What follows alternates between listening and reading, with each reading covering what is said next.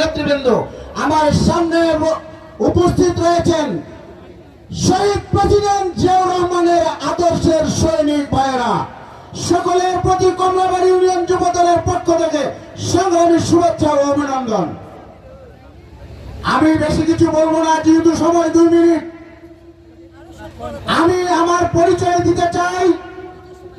আমি কমলাবাড়ি ইউনিয়নের সন্তান।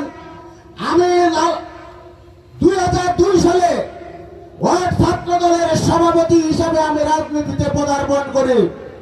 তারপরে কমলাবাড়ি ইউনিয়ন ছাত্র দলের সভাপতি, পরবর্তীতে উপজেলা ছাত্র দলের সহসভাপতি, পরবর্তীতে আমি 2005 সালে নির্বাচনের মাধ্যমে যুব দলের সভাপতি নির্বাচিত হয়েছি। আমাদেরকে কয়জন খোঁজ করেন? 29 অক্টোবর অবরোধের হরতালের সমর্থনে আমরা এখানে অবরোধ করেছি, মিছিল করেছি। আমার কমলাবাড়ি ইউনিয়ন যুব দলের আমার সহযোদ্ধা সিনিয়র সহসভাপতি রাবার বুলেটে কত বিক্ষত হয়ে গেছে। আজকে আমাদের এমপি মহোদয়ের বিরুদ্ধে তারা কথা বলে, কিন্তু আমার যুব দলের সেই ছেলেটির কয়েকজন খোঁজ নিয়েছেন। আমি বলতে চাই, আমরা দীর্ঘ 47 বছর পর আমরা এই আসনে এমপি পেয়েছি।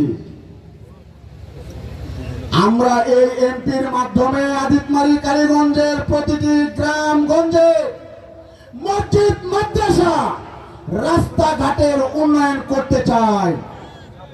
ইতিমধ্যে আমাদের মাননীয় সংসদ সদস্য জনাব রুকনউদ্দিন বাবুল মহোদয় এসব কার্যক্রম শুরু করেছেন। এতে দেখে অনেকের গা জ্বলে। সংগ্রামী সাথী ও বন্ধুগণ, ইতিমধ্যে শরীফুল ইসলাম বিজু ভাই বলেছে 18 মাস আদিতমারিতে কারা শাসন করেছিল। তখন কি টিআর কাবিকা এই সকল প্রকল্প বন্ধ ছিল? কারা এই প্রকল্প উত্তোলন করেছেন? কোন ইউনিয়নের সভাপতি, কোন ইউনিয়নের যুব দলের সভাপতি, কোন ইউনিয়নের সাধারণ সম্পাদককে আপনারা একটি প্রকল্প দিয়েছেন? আজকে রুকনউদ্দিন বাবুল তৃণমূলের নেতা কর্মীদের মূল্যায়ন করতে শুরু করেছে। আপনাদের গা জ্বালা শুরু হয়েছে। ভাইয়েরা আমার, আমি পরিচয় দিয়েছি, এর মাঝে কোনো দিন 1 সেকেন্ডের জন্য জিয়া পরিবারকে বলি নাই। কিন্তু আজ যারা রুকনউদ্দিন বাবুলকে নিয়ে সমালোচনা করছেন, 2018 সালে নৌকা মার্কার নির্বাচনী প্রচারণায় স্টেজে উঠে বক্তব্য দিয়েছেন। নৌকা মার্কার টাকা নিয়ে আত্মগোপনে ছিলেন। 18 ধানের শীষের মনোনীত প্রার্থী ছিল রুকনউদ্দিন বাবুল ভাই। আপনারা ভোট করেন নাই, টাকা নিয়ে ঘুমিয়েছিলেন। ভাইয়েরা আমার, আপনারা আমাদের তৃণমূলের ভাগ্য নিয়ে ছিনিমিনি খেলবেন না। আমরা তৃণমূলের নেতা কর্মী, আপনারা বিভাজন সৃষ্টি করবেন না। আমি চাই আমাদের যারা বিভাজনের সৃষ্টি করছেন, আমি সকলকে আহ্বান জানাবো, আমাদের মঙ্গলের দিকে তাকিয়ে, আমাদের ভাগ্যের দিকে তাকিয়ে একই পতাকা তলে এসে বিএনপির হাতকে শক্তিশালী করতে হবে। ভাইয়েরা আমার, আজকে ষড়যন্ত্রকারীরা যারা, আমি সম্ভবত 2012 সালে হাড়িভাঙ্গায় একটি মামলা হয়েছিল। সে মামলায় 1 নম্বর আসামি আমাদের উত্তরবঙ্গের লৌহ মানব অধ্যক্ষ আসাদুল হাবিব তুলু ভাই। সেই মামলার আমি আসামি। কয়জন নেতা ওই মামলার আসামি ছিলেন? আমি আমার এলাকায় যতগুলো মামলা হয়েছে, সাতটিবাড়ি, মহিষকাছা, আদিতমারি, কাকিনা, সকল মামলার আমি আসামি। একটি মামলা আমার রাজনৈতিক মামলা ছাড়া নাই। তাই আমি বলতে চাই, তৃণমূলের নেতা কর্মীকে নিয়ে ছিনিমিনি খেলবেন না, আমাদের ভাগ্য নিয়ে ছিনিমিনি খেলবেন না। ইতিমধ্যে আপনারা কিন্তু একটা ভিডিও ফুটেজ দেখেছেন, দেখেন নাই? দেখেছেন?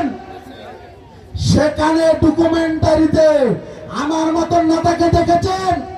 আজকে যারা সমালোচনা করছে তারাই রুকনউদ্দিন বাবুল মহোদয়ের পাশে ছিলেন।